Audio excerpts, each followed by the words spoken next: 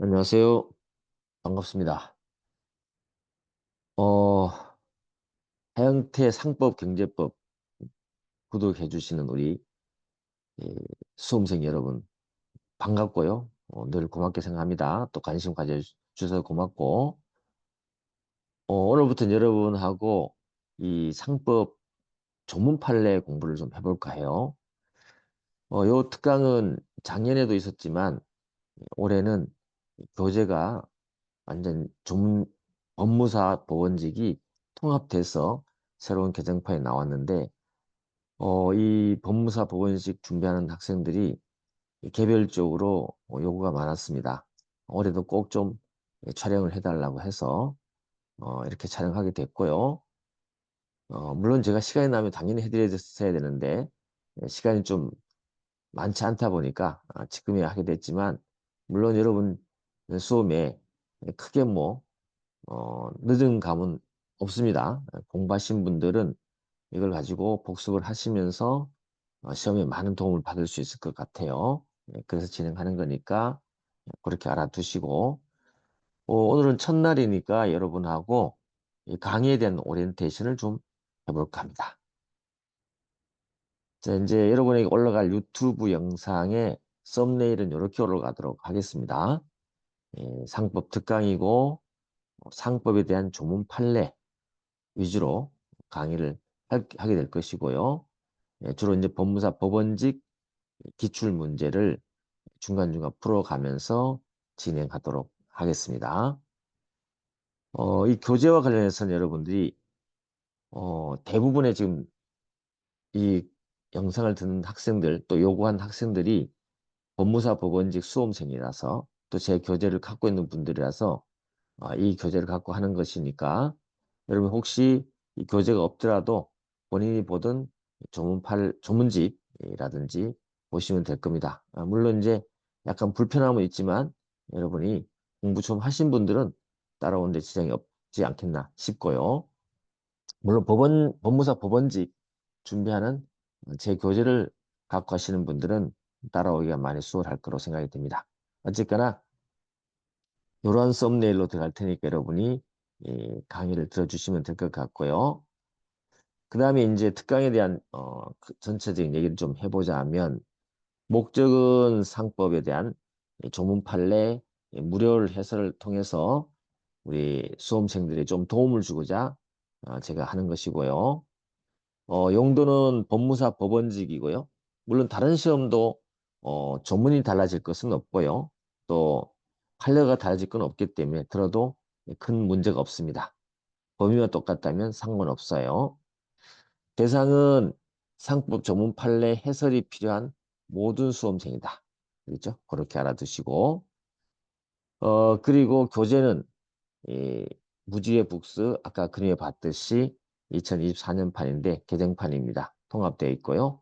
그걸 구입하시면 될 것 같고 그 다음에 영상 제공 주기는 월요일, 수요일, 금요일 저녁 시간대 업로드 하도록 하겠습니다.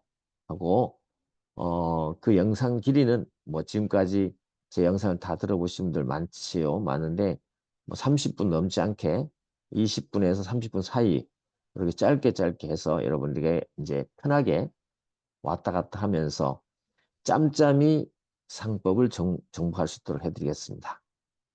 그 기간은 제가 예상인데요. 4월 10일부터 시작해서 6월 8일 정도.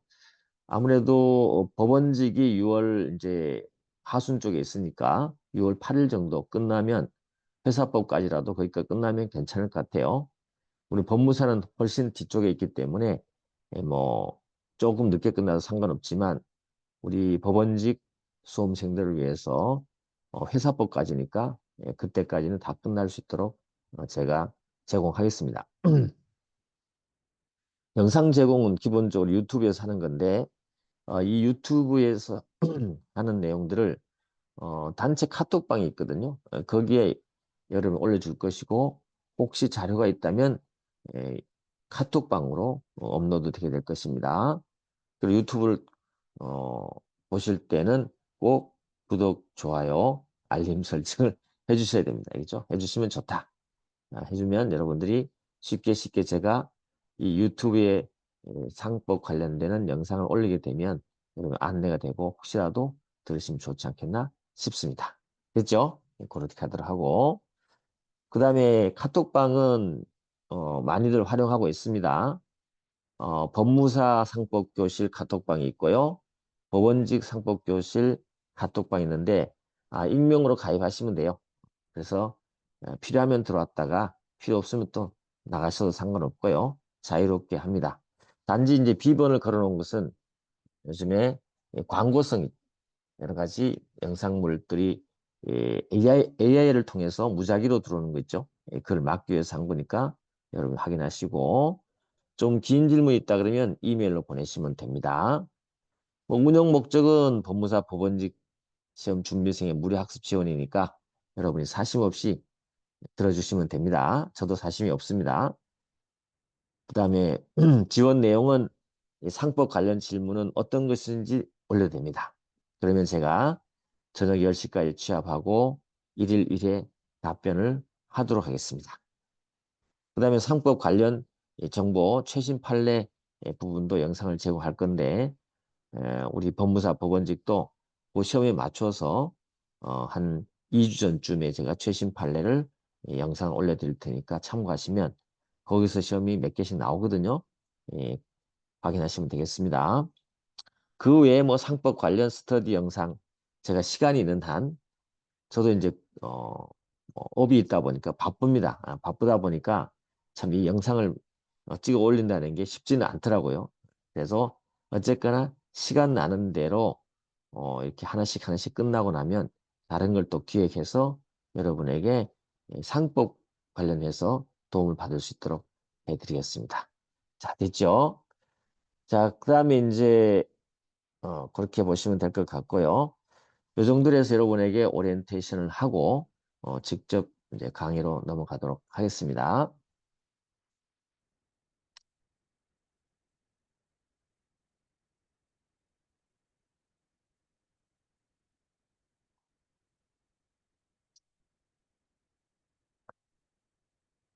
자, 이제 교재가 되겠는데요. 교재에 대해서 조금 특징이라든지 교재에 대해서 활용하는 부분에 대해서 어, 또 코멘트를 좀 드리자면요. 아무리 좋은 교재고 아무리 그런 것이라도 하더라도 교재를 활용을 잘 못하면 의미가 없을 수 있어요. 일단 이 교재는요.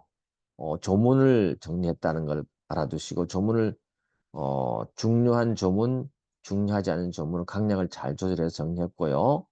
특히 준용 규정이라든지 이렇게 우리가 보면 숫자로 표시돼서 학생들이 읽기 어렵거든요, 사실. 그런 부분들을 준용 규정은 제가 아예 지문으로 보완했습니다. 보완하고 난해한 조항을 다시 정리를 해서 술술술술 상법 조문이 읽히도록 제가 교재를 만들었기 때문에 초보자도 쉽게 읽을 수 있도록 돼 있어요.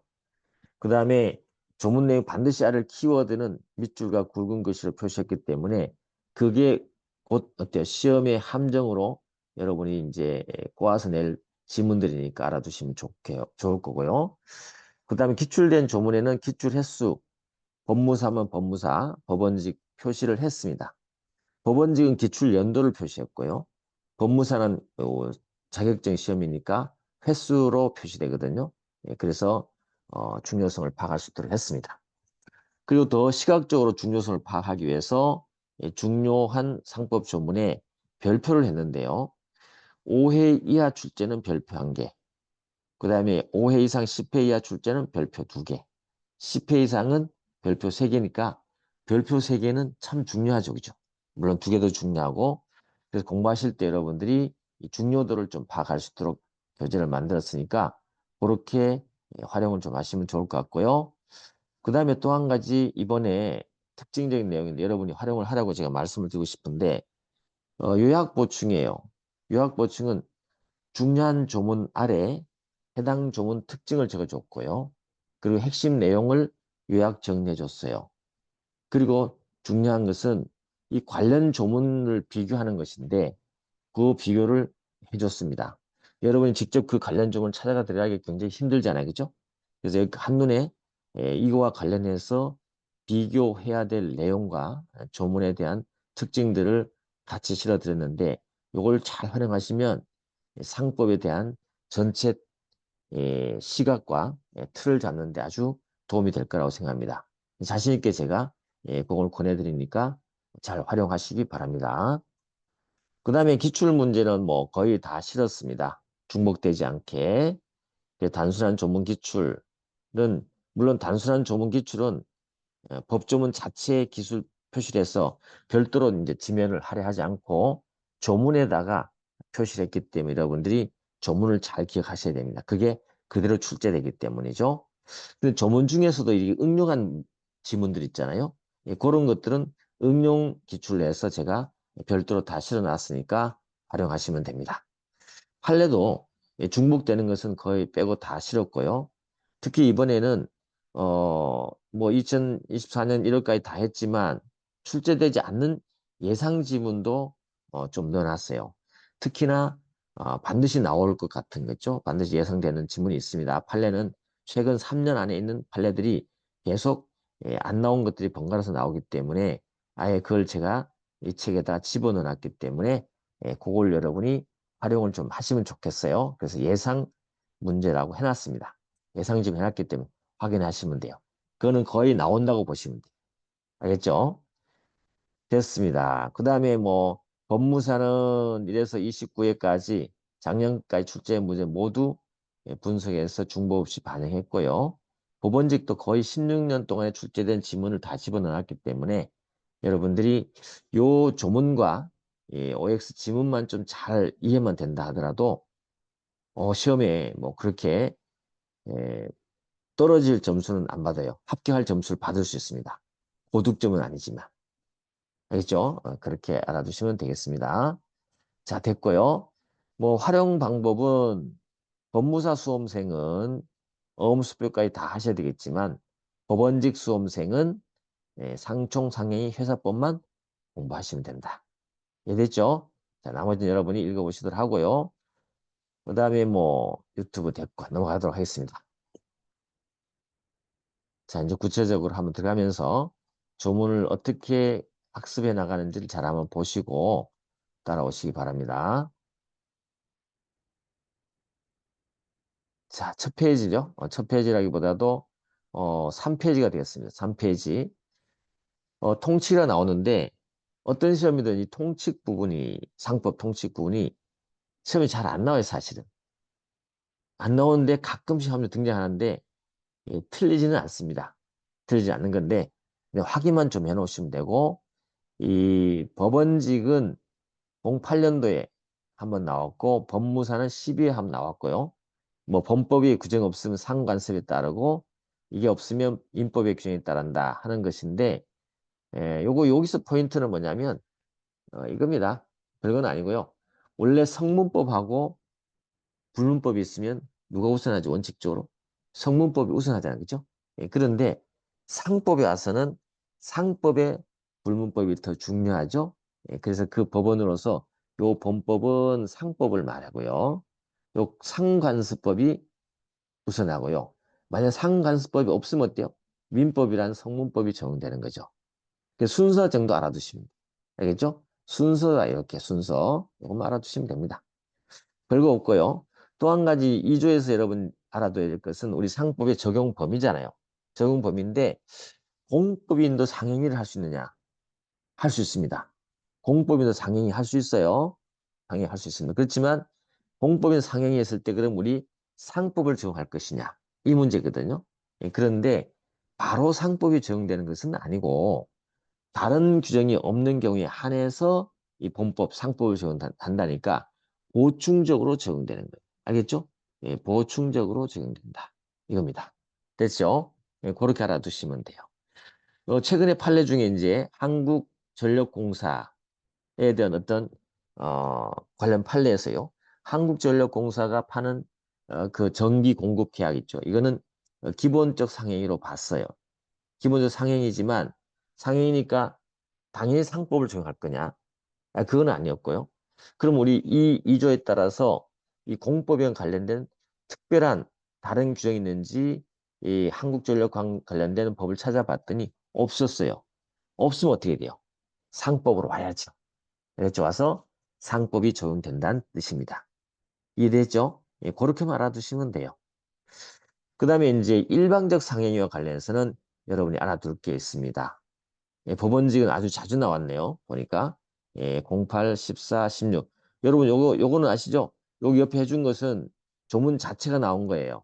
조문 자체가 나온 건데, 예, 제가 법원직, 그 다음에 법무사 이렇게 다 표시해놨기 때문에 얼마나 중요성이 있는지를 알 수 있어요. 이 법무사는 작년에도 나왔어요. 저 법원직에는 작년에도 나왔어요. 그 지문 그대로 당사자 중 1인의 행위가 상행일 때는 전원에 대해서 범법 적용한다. 이거거든요. 그래서 일방적 상행이라 합니다. 우리가 요 반대되는 개념은 쌍방적 상행이거든요. 쌍방적 상행위는 당연히 적용되는 거기 때문에 법에 나올 필요가 없어요. 그래서 만약에 일방적 상인일 때 어떻게 할 거냐 이 문제 되는데 한쪽만 상인이라도 그죠? 이렇게 상인일 때 이게 이쪽에 상인이다. 여기 상인이 아니더라도 한쪽만 상인이면 A, B 전원에게 상법이 적용된다는 거죠. 그런 의미죠. 그런데요. 여기서 하나 알아둘 게 있어요. 일방적 상행위에서 우리 기억해 둘 게 있는데 판례가 하나 나왔어요. 요 판례입니다. 법원직도 계속 나오고 있죠. 판례. 요 일방적 상행위를 응용한 거죠. 좋습니다. 이렇게 A와 B가 있는데, 만약에 이게 상인이었어요. 이 상인이 아니었다. 그럼 우리가 이 상법이 적용되잖아요. 그죠? 일방적 상행위로. 그런데 이 사안에서는 뭐였냐면, 이렇게 A가 어떤 행위를 하는데, B, C, D, 이 자들이 뭔가, 같이 행위를 해줬어요. 이랬을 때 예를 들면 보증이 이 사건은 보증이었는데 이렇게 보증을 해줬단 말이죠. 그랬을 때 이들은 상인이 아니에요. 이들은 상인이 아니다 말이죠. 그랬을 때 이들에게 CD에게도 상법이 적용할 거냐가 문제됐던 거예요. 아시겠죠? 예, 그랬을 때 우리 판례는 어때요? A가 혹시라도 상인이라면 거기에 딸려 있는 이 CD는 어때요? 함께 상법이 적용한다.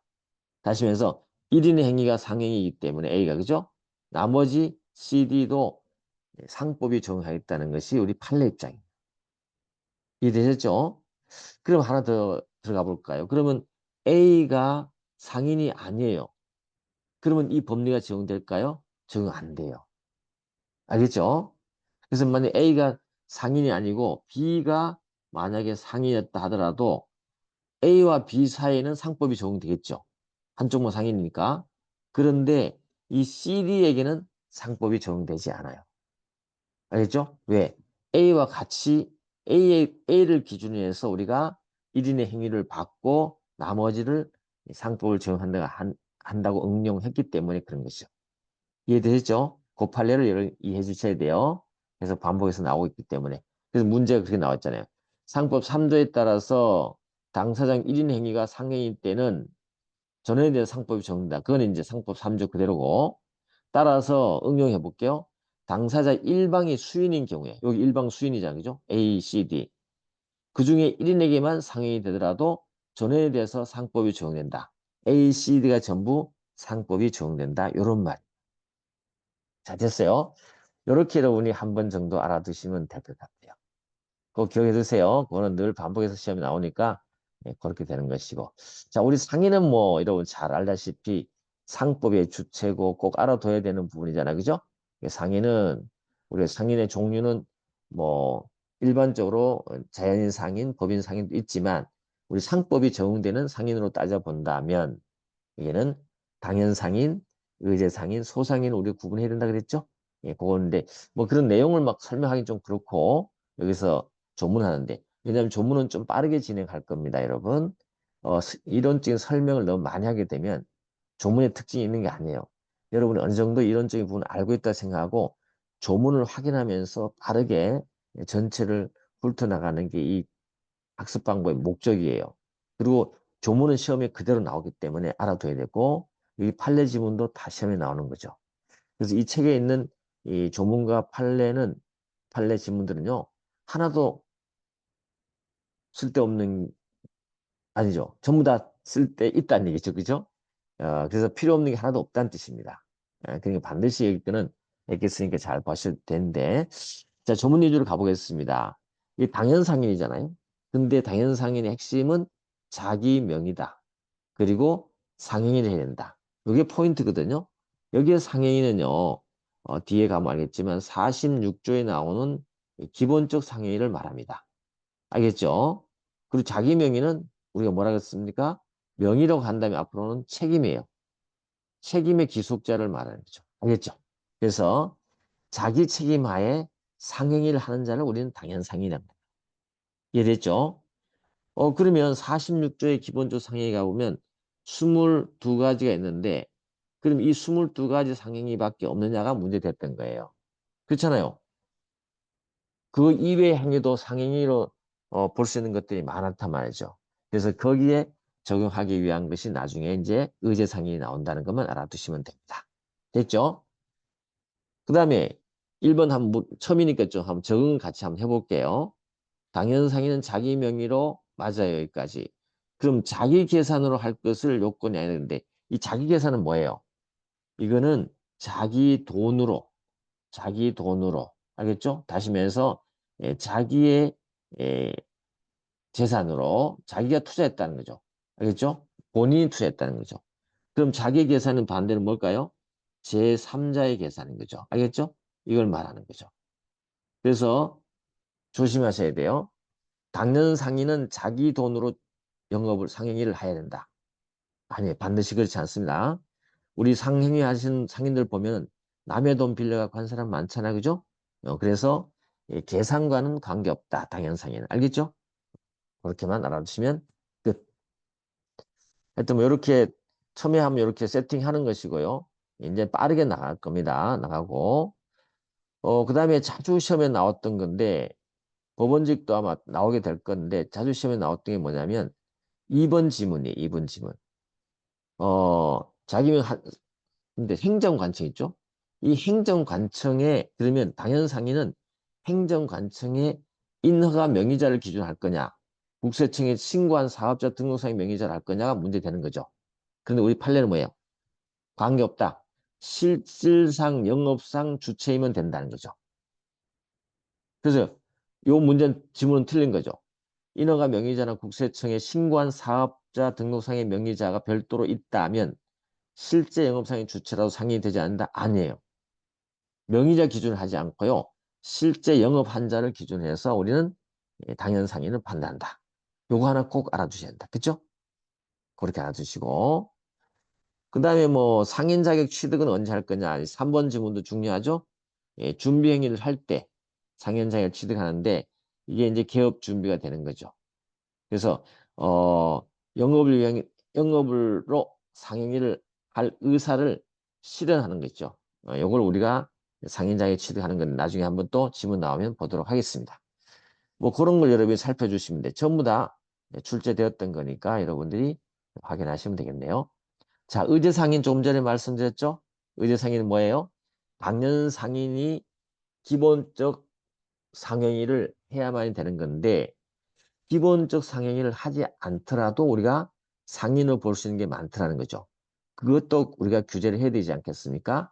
그래서 46조의 기본적 상행위에 획일적으로 22가지를 해놓은 거죠. 이것의 문제점을 보완하기 위해서 의제상인 제도를 도입한 거죠.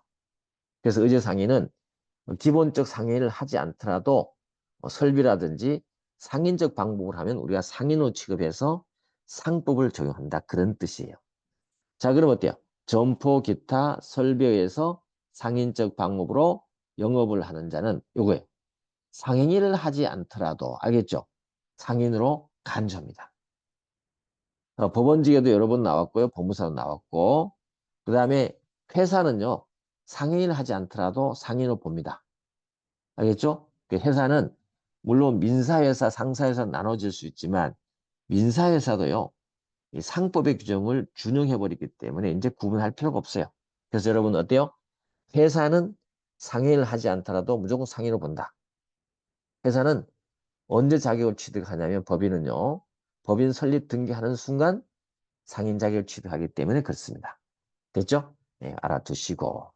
의제 상인이 뭔지도 이제 알았네요. 조문을 여러분 상세히 보는 거예요. 그게 중요합니다. 자, 그러면서 우리가 의제 상인에서 문제되는 게 뭐냐면 판례 가보시면 전문 자격증, 전문 자격증을 가지고 있는 자들 있죠? 변호사, 법무사, 이 자들은 어때요? 이 자들도 설비를 갖추고 영업행위하고 한단 말이죠. 근데 상행위가 없거든요. 변호사 업무를 상행위로 규정하고 있지는 않거든요. 그럼 이들도 상인으로 봐야 되는 거 아니냐라고 생각할 수 있잖아요. 그죠? 그게 문제됐는데 우리 판례는 뭐 한다? 변호사, 법무사, 전문직들 있죠. 상인으로 보지 않습니다. 의사나 의료기관도 상법상 상인이 아니다. 의제 상인이 아니다. 그걸 알아주시면 돼요. 알겠죠? 나머지 읽어보시면 돼요. 여러 번 출제되고 한 거니까 여러분이 확인하시기 바랍니다. 됐죠? 이렇게 넘어가야 돼요. 그다음 최근에 나온 판례가 있는 건데 이게 이제 세무사 있죠.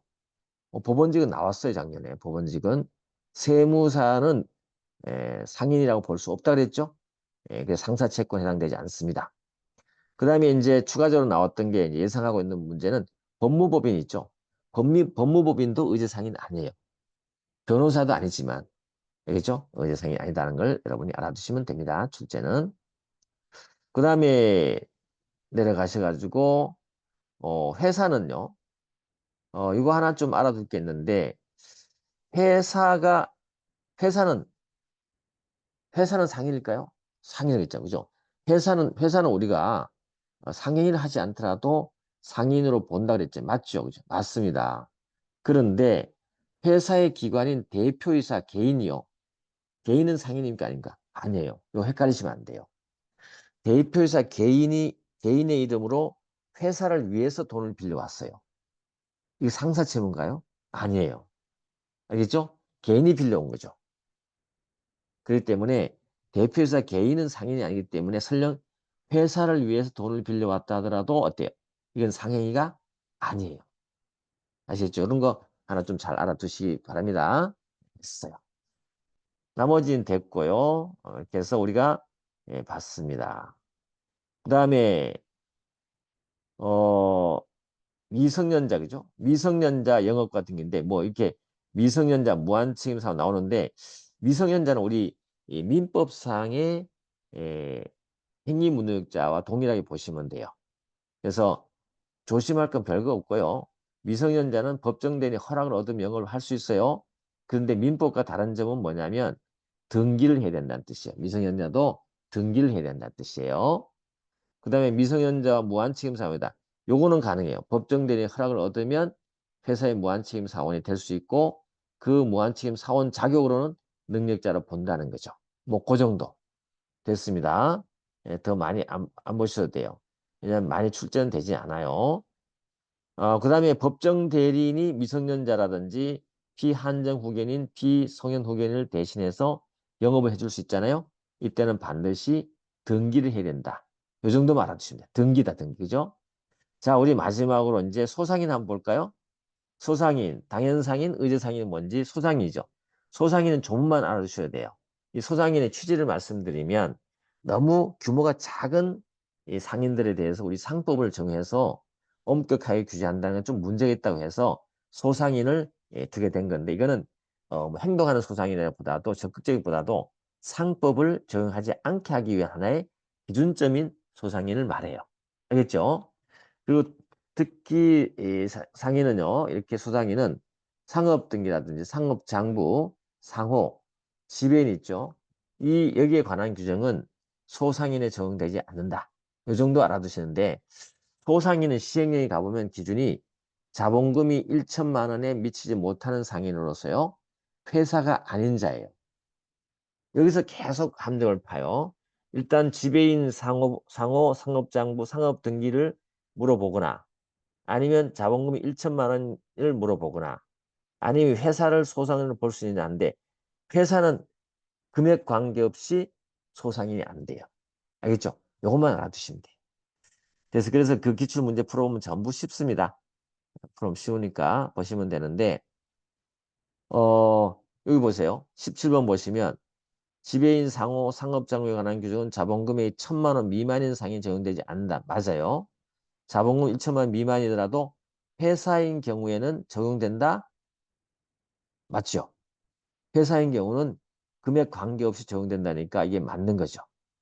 아시겠죠? 예, 그렇게 여러분이 이해해 주시면 되겠습니다. 자, 오늘은 여기까지 하도록 하고요. 앞으로 이렇게 여러분에게 샘플로 해드리는데 이렇게 해서 조문을 좀 빠르게 여러분에게 짚어드리도록 하겠습니다. 왜냐하면 이 조문 판례 강의가 느려지면 안 되고 여러분도 빠른 속도로 해오시면 되고 특히 법무사, 법원직은요. 이 조문 판례가 전부 시험 범위예요. 그래서 여기서 하는 거는 하나도 놓치시면 안 되고 잘 공부해 두시면 소기의 목적을 달성할 수 있을 것입니다. 다음 시간에 뵙겠습니다. 수고했습니다.